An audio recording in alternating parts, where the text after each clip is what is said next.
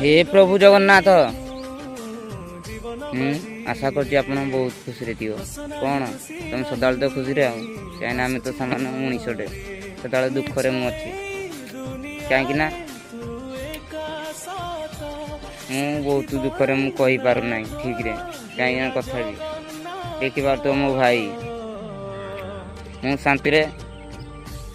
ଖାଇପାରୁନି ମୁଠେ କି ଶାନ୍ତିରେ ମୁଁ ଶୋଇପାରୁନାହିଁ ଆମମାନଙ୍କୁ କନ୍ଦେଇ ଦେଇନା ଗଲା ସେ ମୋ ଭାଇ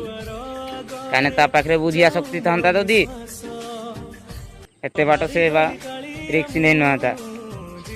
କାହିଁକି ବୁଝିପାରିଲା ନାହିଁ କି ସହିପାରିଲା ନାହିଁ। ଆଉ ଗୋଟେ କଥା ଓଡ଼ିଶାର ଭାଇକି କହୁଛି କାହିଁକିନା ଆପଣମାନେ କମେଣ୍ଟରେ ଲେଖିପାରିଲ ନାହିଁ କେଉଁଟା ଜରୁରୀ ଫାଷ୍ଟ ପଇସା ଜରୁରୀ ନା ଆମେ ଜରୁରୀ